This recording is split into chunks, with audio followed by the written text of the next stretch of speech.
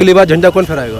अगली बार झंडा इंडिया फहराएगा। भाग्य से हमने नरेंद्र मोदी को, बड़े सौभाग्य से हमने योगी आदित्यनाथ को उत्तर प्रदेश का मुख्यमंत्री बनाया। 2024 में झंडा कौन फहराएगा? इंडिया फहराएगी। विरोध करेगा वो देशद्रोही, तो क्या आपको लगता है देशद्रोही है? देशद्रोह के अलग अलग मायने। कौन फहराएगा? अगली बार झंडा इंडिया फहराएगी। इंडिया फहरा रही है।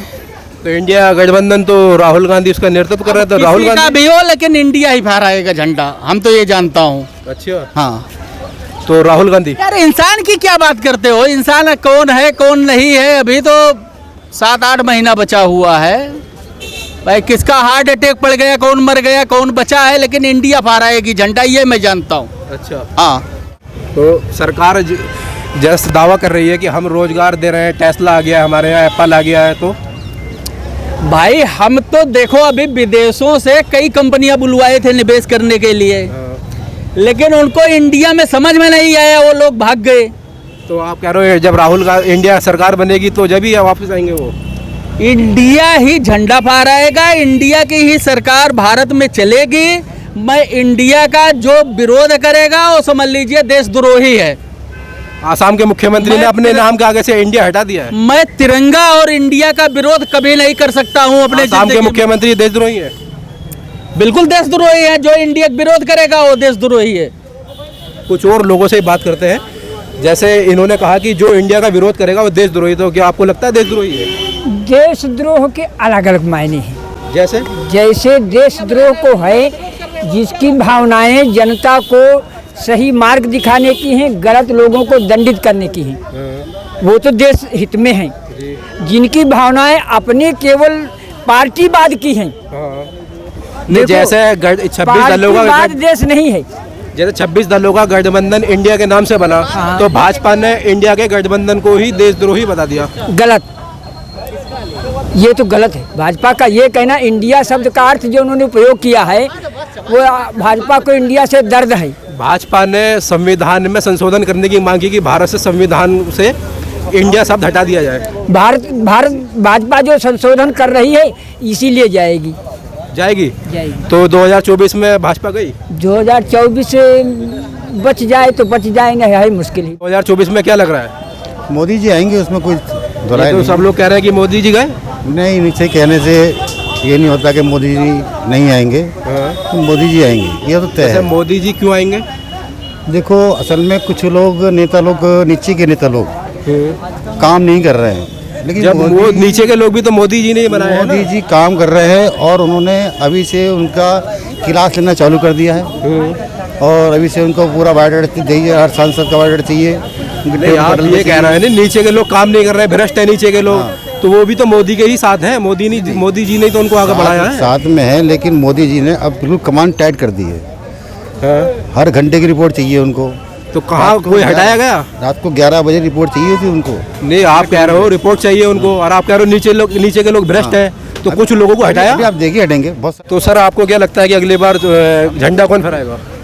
अरे भैया, बड़े सौभाग्य से हमने नरेंद्र मोदी को, बड़े सौभाग्य से हमने योगी आदित्यनाथ को उत्तर प्रदेश का मुख्यमंत्री बनाया। 2024 में, 2014 में अगर ऐसे ही मोदी जी हमारे गंदे काम किए होते, इनके लोग विपक्ष के लोग, कांग्रेस के लोगों के तरीके हैं, कैंडोम बनाने का काम, हर तरीके का सिस्टम गलत करना है, और अरे क्यों नहीं, हर चीज का आप लोग जुगाड़ कर देते हो, चकले खुलवाते हो। हमारे मोदी जी ने, योगी जी ने चकले बंद हो गए चकले। कौन सा बंद हुआ? बस्ती चकला बंद हुआ। 24 मिनट का जाने का समय आ गया, पतन हो रहा है, इसलिए भौखलाए हुए हैं। क्या बोल दे, कहाँ बोल दे, कब बोल दे, इनको खुद ही नहीं समझ लगता है 2024 में झंडा कौन फहराएगा? इंडिया फहराएगी। इंडिया तो 26 दलों गठबंधन है, उसमें इंडिया तो 26 दलों का है। राहुल गांधी फहराएंगे क्या? प्रधानमंत्री तो कहता है अकेला सब पे भारी, ठीक है ना, तो फिर 38 दल का है क्या उसके साथ? वो तो ऐलान कर दिया ना 24 में मैं फहराऊंगा। उसके आधे से अधिक दल वो है जिनका एक सांसद और एक विधायक भी नहीं है, और वो 38 दल को लेकर चल रहा है। 2 और हो जाए 40, अली बाबा 40 चोर, और कुछ क्या सुनना है? प्रधानमंत्री को चोर कह रहे हैं? अली बाबा 40 चोर उनके साथ के, बाबा अली बाबा है ना, नरेंद्र मोदी अली बाबा 40 चोर, 38 आप कह रहे हैं पार्टियां उनके साथ हैं, 26 विपक्ष के साथ हैं, और वो 26 के सब 26 जायज है उनके, कोई MP है, MLA है। आपके तो आधे से अधिक पार्टी में मोदी जी तो ये कह रहे हैं कि कहते हैं इनको जनता नकार चुकी है 26 दलों को।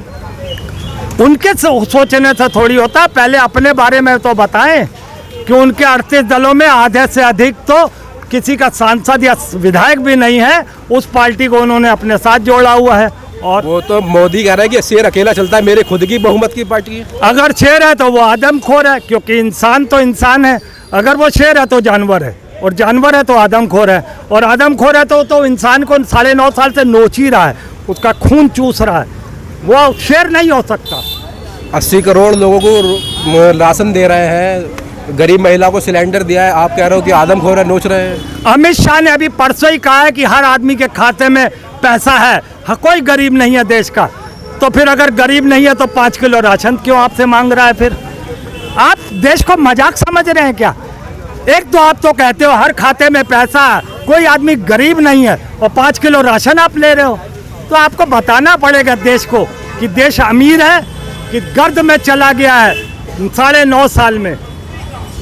यूपी में कानून व्यवस्था को लेकर आपकी क्या राय है? क्योंकि आज जौनपुर के अंदर एक दलित लड़की को 6 गुंडे खींचकर उसकी वीडियो वायरल करते हैं दबंगई के साथ में। तो आपको ये लगता है कानून व्यवस्था यूपी की सही है? जिसका प्रधानमंत्री कहता है लड़की पढ़ाओ लड़की पटाओ, जिसकी वित्त मंत्री कहती है कि स्वीडन के मुकाबले में इंडिया में बलात्कार कम होते हैं, जिस जगह पे ब्रजभूषण जैसे बलात्कार करके आज खुले घूम रहे हैं मंत्री, आप उसकी बात करते हो। मुझे तो शर्म आती है, आप यूपी की बात कर रहे हो। ये तो भारतीय जनता पार्टी का एक एजेंडा है 2024 को साधने का, और वो एजेंडा शुरू हुआ है, वो स्क्रिप्ट तैयार हुई है मणिपुर से बंगाल आया, बंगाल से वो हरियाणा आया, हरियाणा से वो उत्तर प्रदेश के बरेली में आया। तो सरकार कह रही है कि हमने मेवात में जो दंगाई थे उनके ऊपर 0 टॉलरेंस के साथ कार्रवाई की है। सिर्फ और सिर्फ जाति देखकर कार्रवाई की गई है। मुसलमानों के मकान तोड़े गए हैं, उन पर किया गया, किसी हिंदू या किसी बीजेपी वाले पे किया गया तो आप बहुत बड़े चैनल है, एक कैमरा और एक वीडियो लेके आ गए, हमसे बात कर रहे हैं, माइक लेके आ गए हैं, तो आप सच्चाई बता दीजिए। क्या हमें तो सारी सच्चाई मालूम है।